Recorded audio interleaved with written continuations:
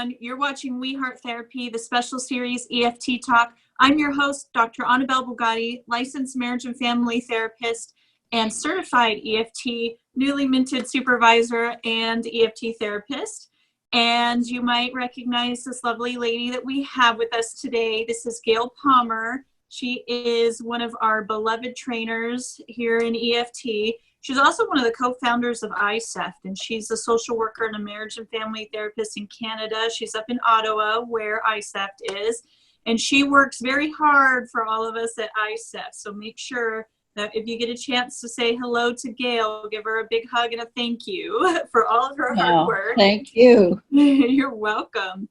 And we have her back on our show today, and we're going to talk about EFFT. So emotionally focused family therapy, which is one of the newer legs of EFT, even though if you know how to do EFT, it's, you know, you just move it over. So right. It's a natural extension. Yeah. So Gail, thank you again so much for being back with us today. And can you kind of start us off by helping us understand what might be the major difference or the most obvious difference between using EFT for families versus couples? Okay, so that's really a great question, because you're right. EFT is, the same across modalities. However, with families, you're working with a different kind of relationship, right? With a romantic relationship, you have a mutual give and take. With parents and children, it's not a mutual relationship. Right? It's a one-way street as opposed to a two-way street. And, that difference in the hierarchy really does impact the way we work, specifically with emotion, with parents in relationship to their children. The goal of the therapy is different. And there's some differences in how we work in stage 2 when we're working with families. So all of those differences relate to the different kind of relationship that you have between parents and kids. So that's really great. I love the way that you distinguish that, with adults, and this is just given to us from attachment theories, that adults have reciprocal relationships, where caregiving relationships, whereas for parent and child, it's not necessarily reciprocal, in that parents aren't going to demand that their child give to them the same kind of love and care that another adult or a romantic partner would give to them, which is a really big factor. But that doesn't necessarily mean that parents can't sorry, where's my tongue today? That parents can't feel fulfilled by the love of their children.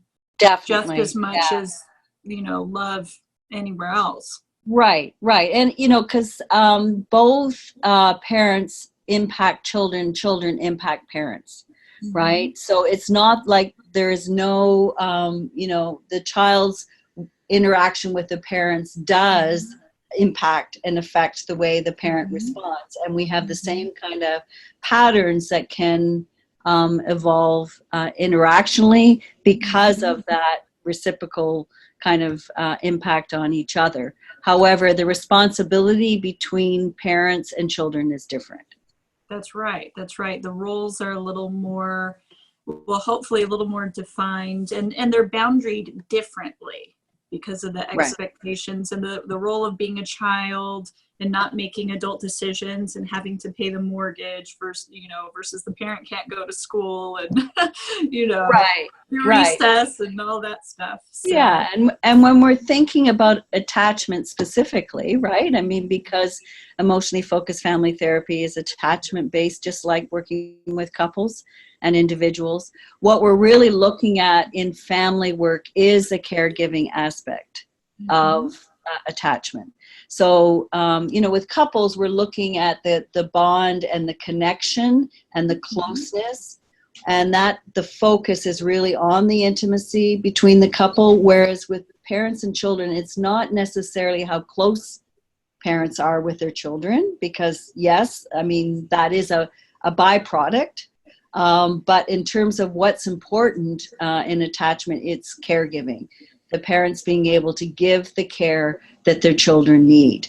right? And the children being able to take in the care that the parents are giving. So it is, it does involve, it is a dance still. That's right. right.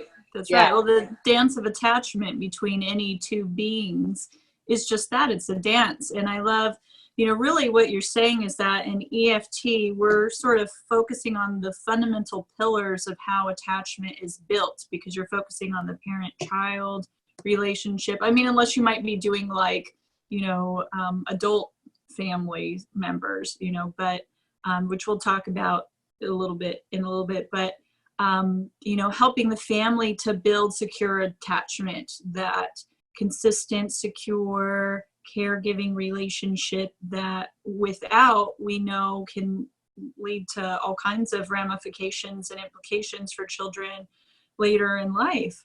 So this is really important to Yeah, no, I think it's vital and essential, because typically families get in trouble is struggling. Right? When a child is having some kind of difficulty, that's usually what will bring a family to our office. And usually what happens is, in the face of the child's struggle, parents start to react emotionally. Mm-hmm. And that reactivity can look like either an overreaction, where your parent gets highly anxious and becomes, controlling or intrusive or critical, which then has an impact on the kid. They either, respond in kind or withdraw, and you get that kind of dynamic happening. And once families are stuck that way, they can't actually resolve the problem, right? Whatever the child is struggling with, the family is ill-equipped, right, to be able to actually deal with whatever, problem they're facing. So the way I look at our intervention is that we're equipping families to be able to solve problems together, right? That we're resourcing the family through secure attachment to be able to access all the other, places or services where they can get help. That's right. And that's where that link, with the couples counseling is, trying to equip them to solve their own problems, and using secure attachment as those pillars that access the resource for that.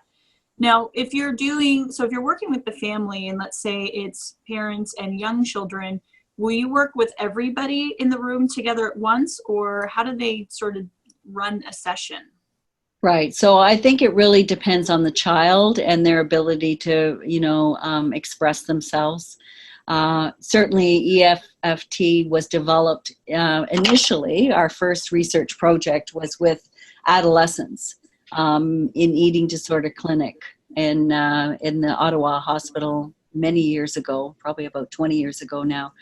And, but we have started to expand it to younger children. I think it really depends on the therapist's skill in terms of engaging the younger child. I mean, do they have, ways of helping the child express themselves through art or through play therapy?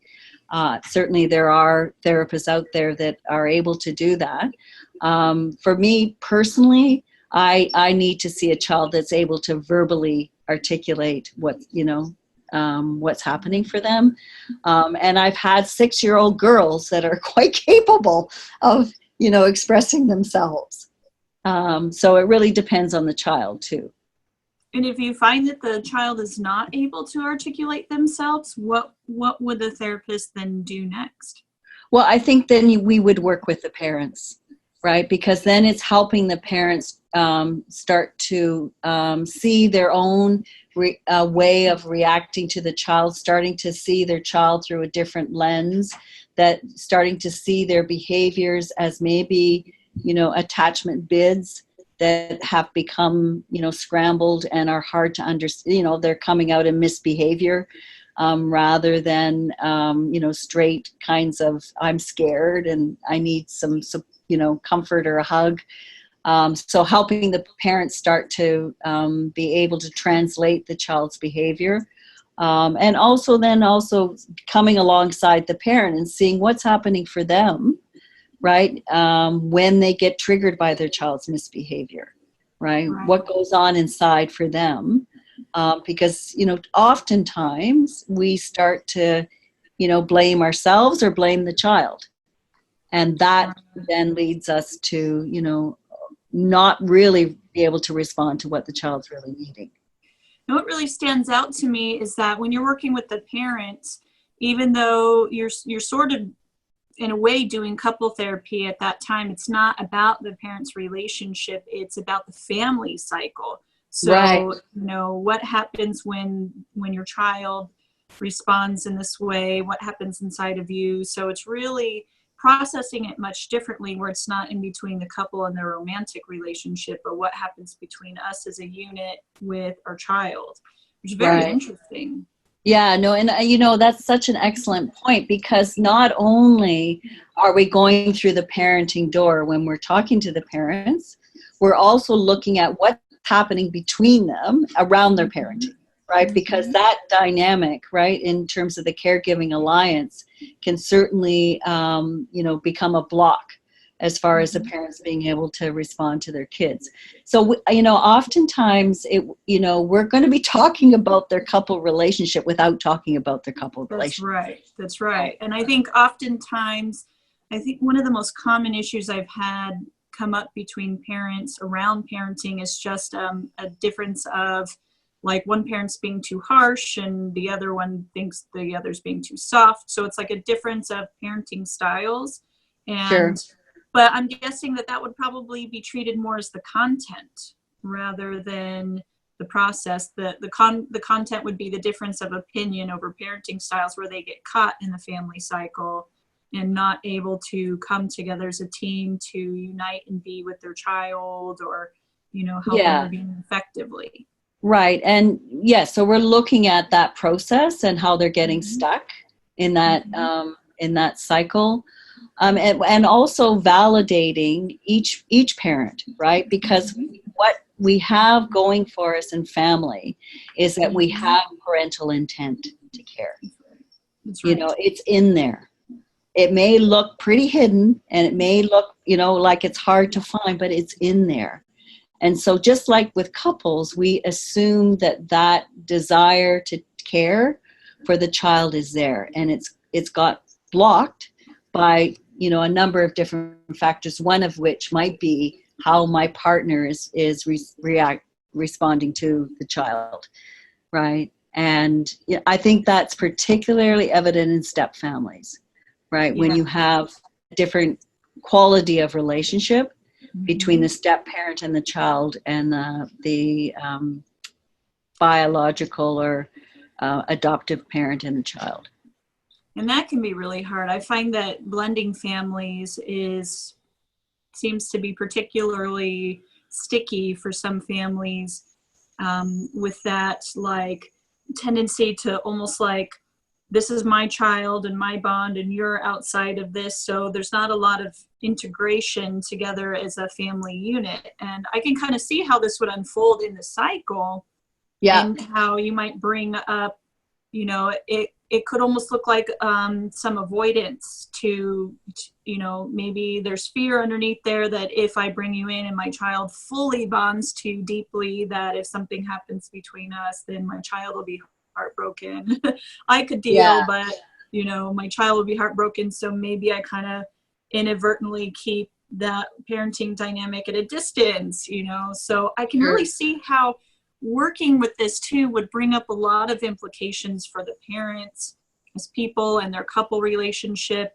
And I would imagine that a lot of their own issues that might not have gotten solved would come up differently around parenting, because if they didn't receive empathic or consistent caregiving as a child, or they had trauma that they never addressed. I've seen that come up a lot, it's like, now I'm a parent and I have suddenly all these issues with my childhood that I'm staring me straight in the face. And right. So those generational influences are in there, and you have parents that are going to do exactly the opposite of the way they were mothered or fathered. Right. So on some level, they're still not really seeing the child that's in front of them. They're really responding to something that was missing for them. So our goal in working with parents is helping them become more aware, right? Now, how would you bring that out and make that more clear? I love how you said that they're not really seeing the child in front of them and they're responding to like something that happened to themselves. How would you really pull that out and make that, distill that very clearly? Right. Well, the way it's happened when I've been working with families is as we're reflecting the process and as we're working with what's happening for you right now, right? As you see your daughter, I remember one mother I worked with who was really hyper vigilant about her, 19-year-old girl, including, going on her Facebook page and just constantly, hovering over her. And as we started to unfold that dynamic, I mean, there was historical, influences there. And she just started to talk about, when I was 16, no one cared about me, right? I disappeared for 3 days and no one even knew I was gone. And she started to weep. But it was only with staying with the process with her daughter and starting to really pack her own emotional responses that this memory popped up, right? And she was able then to look at what was really behind her hyper vigilance with her daughter, right? She was wanting to give her daughter what she never got. And that is so beautiful. And I love how you say that you've stayed with the process and really trusting the process helped this deepen and unfold and come out. And sort of what pings my radar, I can just sort of hear with clients is, where maybe they start to dig in and they get real rigid around, well, this is just good parenting to, chase after your child on Facebook or monitor. And how do you sort of delineate the difference between good parenting and anxious behavior or avoidant? Well, I would validate the intent. Right? Yeah, I hear you. Of course you want to be there for your daughter, right? That makes perfect sense to me. All of us as moms want to be there, right? You don't want to leave your daughter alone and unprotected. Is that right? Is that what's happening for you? Right? That you don't want her to be vulnerable. Can you help me with that? Right? So I would just go into that experience and validate it and not get drawn into the discussion of what is good parenting. Right? Because I actually don't know. Yeah, it's not up to us. Yeah. Right? Like, and even the experts have different opinions. Yeah. So, and it's trusting that when we look at what's happening relationally, right, and how people are responding emotionally to one another, right, when they're able to have their feet on the ground and not get triggered, then they're able to have conversations about, what is an appropriate curfew, for this child, right? Then you're able to do those kinds of things. It's when you've lost your balance, right? You can't actually make those decisions. That's right. When they feel disconnected, then that, that fight or flight brain comes on, the threatened brain, and then we're in protective mode and we're not able to maybe make a decision about what's best because we're stuck on survival. So we tend to clamp down, and you want them to feel connected, and then they can find their own solutions to, like you said, what is a good curfew, for example. Right. And, the other side of it is that the kids can have blocks too, right? Adolescents can be, blocked in their trust of their parents, in their parents' availability, or in their parents' acceptance of them. So it can be it's a relational block. It's not always the parent that's blocked, right? The kid might be, stuck in their, rejection of anything that their parents are having, are offering them. And we want to process that too and see what's going on there. Because there might be, some kind of injury that's happened. We have attachment injuries in these relationships, just like with couples, where the child has decided that their parent is not available, right? And that they don't really care, and it's up to them to look after themselves. So these discussions that parents might get into about behaviors, the child is just, built a wall and is rejecting what the parent has to offer. Now, I have a kind of a deep question along this line that I've seen come up a lot, is sort of the opposite, where parents become a little fearful of setting boundaries. And I've heard a lot of my parents try to quote the attachment research, but I think that they're not quite getting it. But, thinking that, we have to say yes to our child all the time, and if we say no, then they're going to get distressed, and we're already busy and we don't get enough time with them, so the couple really isn't able to draw any boundaries that, yes, mom and dad need some mom and dad time to tend to our relationship, and you can go, we're going to help set you up with an activity to keep yourself busy for half an hour. So like, parents won't even set those boundaries, like, we need to say yes all the time or we feel so guilty. How would you sort of unpack that or put that into the cycle? Well, again, it's about the parent and not the child, right? It's again about what happens to me when I think about saying no to my child, right? There's some kind of fear response that starts to, rise. And it's about, like, maybe my child won't like me, right? Maybe I won't be able to follow through if they say, they push back, right? They get frozen in terms of not knowing how to set that boundary. So I would want to explore what's happening inside of the parent when they think about setting that kind of boundary.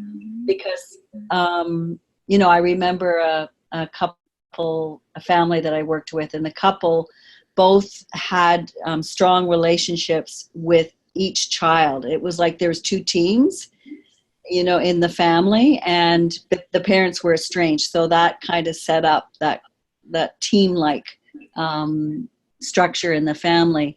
And the father had real difficulty in setting boundaries with the daughter he was less close to, because of his own fear that, I'm already not close to you. I'm already feeling like you're on mom's team and I don't have any influence on you.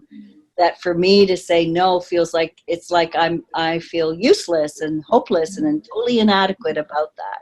So really helping the parent explore that and understand that, and then, maybe turning to their partner if their partner is available for support around,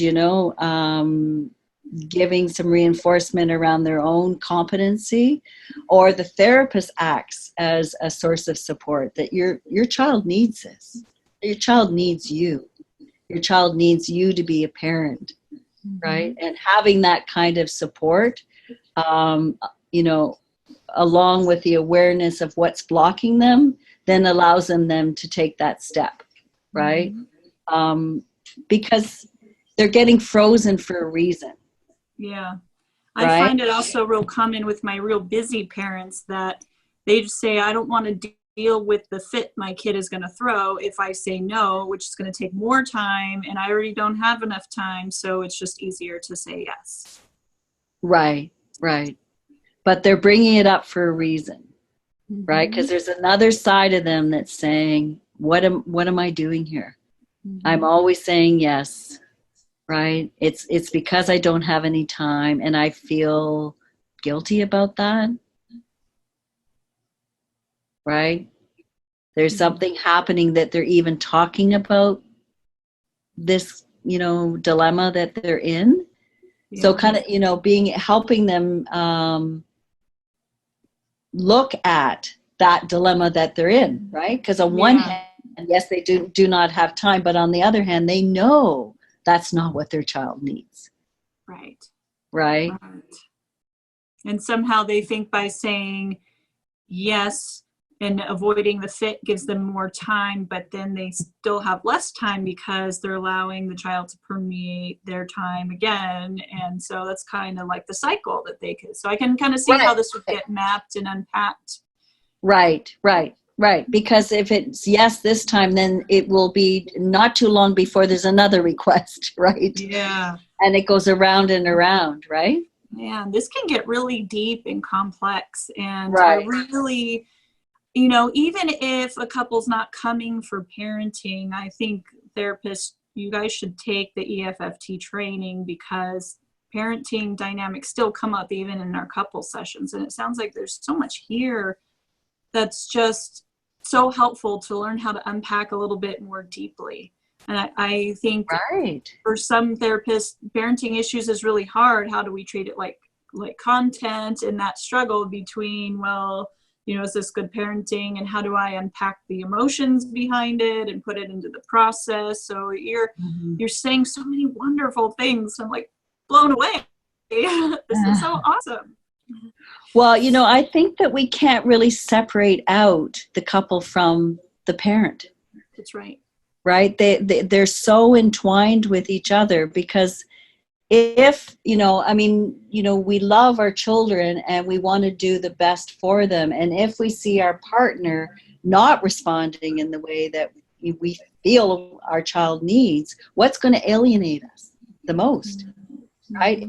Is this parenting conflict. So, you know, being able to hold that and see it as a bigger, it's more than content, right? Yeah, that's right. And it can fuel some real negative disconnection for the couple. And being able to kind of walk into those conversations and still hold the model, right? You're still going to be doing EFT. You're still going to be tracking the cycle. You're still going to be looking at the underlying emotions. But you're really, what you've got on your side is, like I said before, the parenting intent, right? So, you know, we fall in love with our children. And when we have children together, that's a bonding thing for couples, right? But it also can be hugely dividing. Yes. As much as it brings us together, it can separate us. So being able to kind of hold the whole family, even if you've just got the couple in your office. Yeah, that's right. Now, what if you have the whole family come in and it's more than just parent and one child? Is there sort of a cap on how many family members we would work with in this session at one time? Typically, we want to see the whole family together as a first session, just to get the picture of how does this family interact together. But when we start to do the work, we're going to be working dyadically, because attachment is, you know, a dyadic process. Right? I have an attachment with my mother that's different than my attachment with my father. So even if we have multiple members in the room, we might be just working with mom and son, right? And the others are observing. And you can do that if your family isn't hugely reactive. If you've got a hugely reactive family, you're probably going to have to do dyadic sessions as a way of structuring the therapy. Because you won't be able to get any work done because you're busy trying to, you know, organize the conversation. But if you're leading the session, other family members get absorbed in the work that you're doing with one dyad, right? Because it impacts them. And it's like modeling. And you know, what we use as a guiding principle is we start with the most distressed dyad. Right? And when you have a distressed dyad in the family, it permeates. It permeates amongst all the other family members. So usually they're interested in seeing this dyad get some help, right? Yeah. And seeing them start to have new conversations then starts to, you know, impact their sense of safety, their sense of, you know, connection, and is there someone there for me? So you might then do some work with one child and one parent, and then the other child pops up and you shift your focus. So how many people you have in the room depends on your family. Yeah, on the family, how reactive they are. And I'm supposing that the therapist capability also might play a factor. Yeah, and certainly developmental issues. If you've got older kids and really young kids, you may not want to include the younger children because it's not, appropriate for them to be involved. Step families is another one where I would initially work with the step couple separate and the bio and adoptive parent and children separate. Right? Because that inside-outside process that you were referring to, Anabelle, is a natural process. It happens in all step families, right? It's part of the development of step families. So typically we see step families in the first couple of years when they're dealing with that inside-outside. And oftentimes there's loss. Step families are born of loss. So helping the family and the children and their parents work through that loss together then helps the step family formation over time. Yeah, that's really amazing. And like we mentioned before, step families, can be particularly sticky because blending a family is hard. It's hard. Yeah, I had a family that said, my family's not blended, they're lumpy. Oh. Right? Oh. I mean, it's blended is a misnomer, right? Because it's even that term sort of says something that is, I'm in a step family. I've gone through it. I'm in it. I still go through it, right? There are certain dynamics that are just characteristic of being in a step family. Can you talk a little bit more about that? Well, it's just that the relationships are different. And, depending on, when the family gets together, I mean, certainly younger children have a chance to bond and be siblings together. Older children, maybe not so much, because their history is with their bio parent. And also, just in terms of every anniversary, like every kind of special occasion, Christmas or, birthdays or weddings or whatever, the whole kind of step family divorce thing comes into play, right? It's always a theme. It's less of a theme as you go along and families start to, get a rhythm and know their place and how they fit and how do we fit together, and how do they belong together. But those kinds of events are always, a reminder of the different kind of relationship. Like I have a different relationship with my children than my stepchildren. And there's a loss for me that, I can't share with my husband that mutual love that you have for your children. Right? Yeah. Yeah. So that it's kind of always there. Yeah.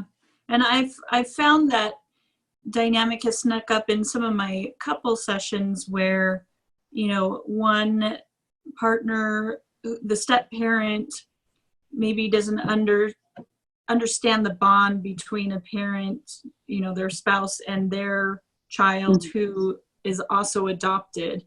And it's sort of an interesting dynamic to navigate.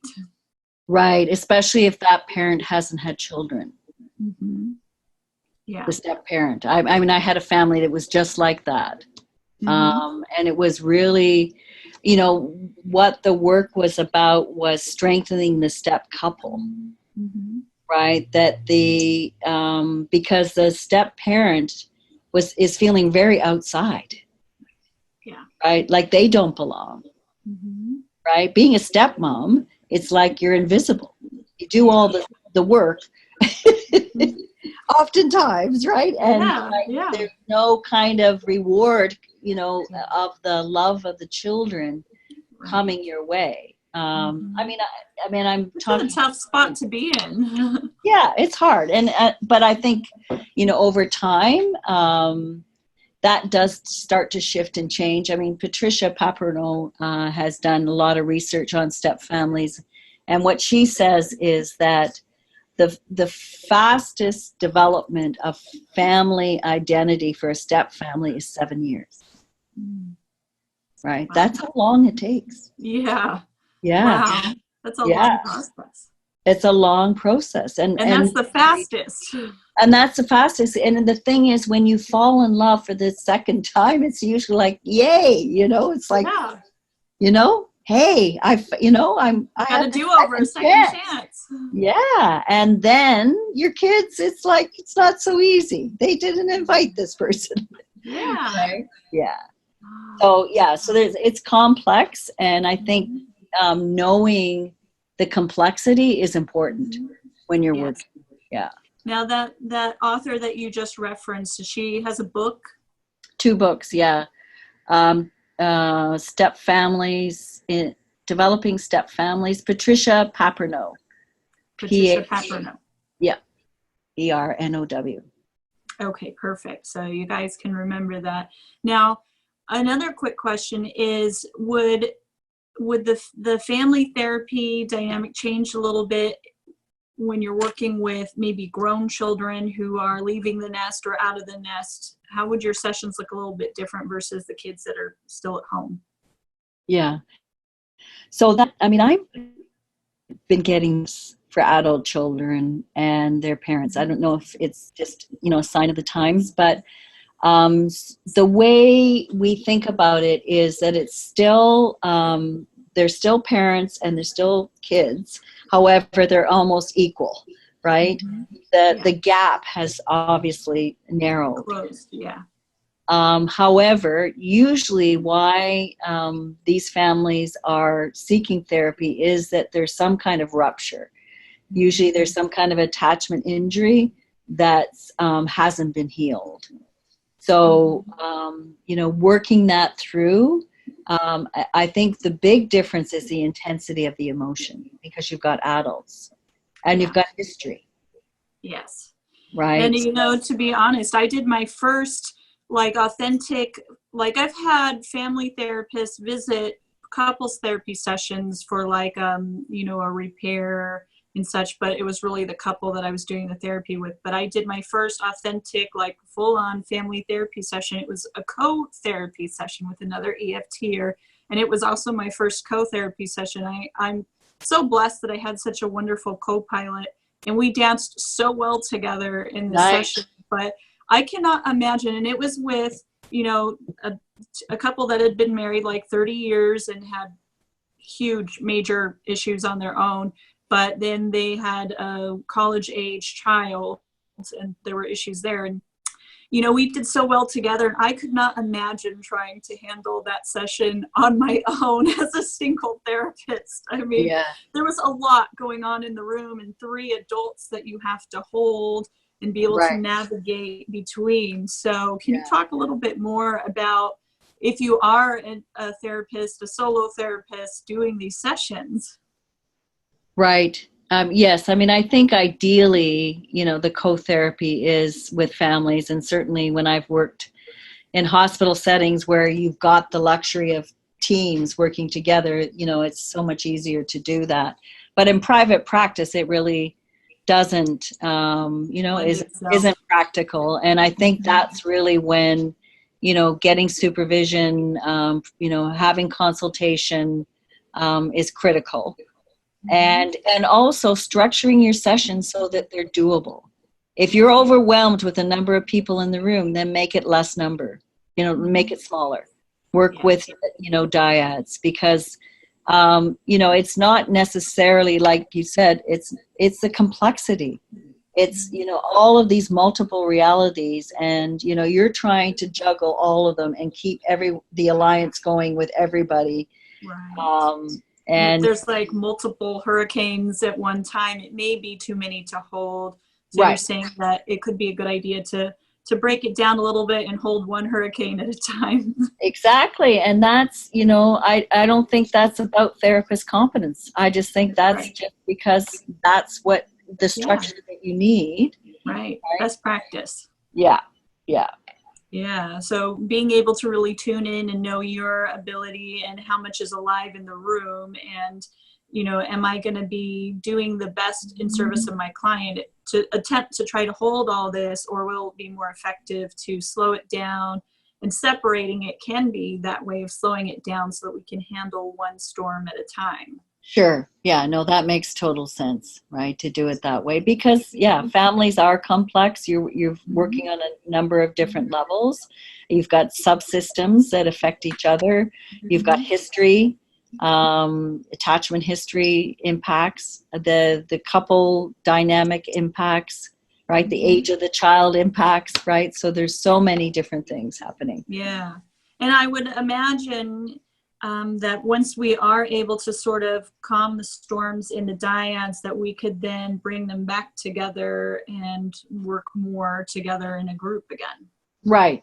Yeah, no, I think that's essential when I've done a lot of family therapy where I did do, because our initial research was based on that model, right? Full family initial session and then dyadic sessions, and then consolidating was bringing the whole family back together again and integrating the dyadic work that had been done, so that everyone was back on board together. Yeah, man, this is really amazing. So, Gail, you guys just wrote a new book that's out now, right? The EFFT book. Can you talk more about that? Yes, I am so excited. It's our first excited too. Yes, emotionally focused family therapy, and it's available on Amazon. And I guess they just reduced the price for hardcover. Restoring Connection and Promoting Resilience. And Jim Furrow is a lead author. And there's George Fowler, who many of you know, and Lisa Palmer Olson, and of course Sue. That contributed. Did you help write the book too? Yes. Yeah. So, it's been in the works for about a decade. So I am so excited that we have this text, right? Because I really do believe, I've been doing family therapy since the 70s, and I do believe that EFFT is revolutionary. Because what we're doing that's different than other family therapies is that we're actually processing parental blocks. Rather than educating, rather than teaching, rather than coaching, rather than going around their block, we're actually going into their experience. And I think that takes bravery. Yeah. But we know what we're doing, right? When we've got attachment and when we've got the EFT model. So that's what excites me about this text, because I really do think we can make a difference in family therapy, which, I think family therapy kind of fell to the sidelines there for a couple of decades because we didn't know what we were doing. That's right. And I think that's when the coaching and the psychoeducation started to take flight, and it's been hard to break therapists out of that habit and even convince them to be a family therapist. I don't know what to do. Yeah, exactly. And having EFT as their roadmap, and session by session and in between sessions can help them feel more able and more equipped with the skills to feel like I know how to be there for a family and where we're supposed to go and what we're supposed to do here. Right. Because otherwise you're going to have to be an expert on everything, right? Every child problem there is. And like we were talking about earlier, parenting, models of good parenting and, an expert in all these things. And we're not expert. I'm not an expert. I'm an expert on, on relationships. Yeah. And that's something that as EFTers we have to offer. Yeah. We're good at. Even as you say that, I feel so overwhelming about how that's sort of the mentality of a lot of non-EFT modalities is, I see a lot of therapists struggling to be experts on everything. And I've even tried to be an expert on a few things, and it's so much to hold, and it's just not really possible or feasible. It's just not really feasible. So, being able to focus on the truths of attachment and the process really help people find their way through any of life's problems, really. Exactly. Well said. Yeah. So Gail, now do you have other workshops? What, tell us about your websites Right. and workshops that you do. So on the ICEEFT website, there is a separate tab for under current, no, what is it? Trainings? Trainings, yeah. Mm-hmm. Events, I think it says. There is a tab that says EFFT. So all the EFFTs are separate and they're listed there. So there are trainings. We do an intro 2-day training. And we also have started doing a level 2 training for those that have done the level 1s that really want to focus in on the core competencies that are unique to family therapy. And those are all over. There's the next one is going to be in Arkansas, Little Rock, in October. But there's, Jim and I are doing a few in here in North America and in Europe. But they're happening. So yeah, take a look at the ICEEFT website. They're there. Yeah. So when you say level 1 and level 2, now there's not like a separate certification or anything for EFT. It's just sort of basic versus more advanced skills. Exactly. Yeah. Perfect. The certification will remain the same. This is just if you want to develop your skills with family. Yeah. Now, where can folks find you if they want to schedule you to do an EFF training or any other training, or maybe attend one of the trainings that you're offering? So they could contact me at my email address, gailpalmer53@hotmail.com, or they could call the OCFI office here in Ottawa, 613-722-5122, and my daughter will answer because she's now the receptionist here. Nice. Yeah. So, and do you have a personal website where you No, I don't. No, because I'm a member of. You need one. I'm a member of the Ottawa Couple and Family Institute, so that's really the best place to get a hold of me. Okay, yeah, man. You need a website so you can list all of your publications, all of your training events, so we can fan follow you. Oh, that's very sweet. Well, I need someone to do it for me, I guess. Yeah. Maybe my stepson, who's very good at, he could do it. That's a great idea. Yeah. Well, Gail, thank you so much just for all of the hard work that you do for EFT, for ICEEFT, for the community. You are really just a blessing and so amazing. And thank you for coming on the show today and giving us the benefit of your wisdom. Thank you for inviting me. This has been a pleasure. You're absolutely welcome. And guys, if you didn't check out our other episode, Gail and I did an episode a while back about EFT certification. So make sure that you check that out if you're looking to get certified. And make sure to the subscribers, I just want to say thank you for tuning in, and you're helping some of our videos get to 10,000 views. So hopefully that this video will get as many. And just thank you for staying tuned, and make sure that you hit subscribe because more videos are on the way.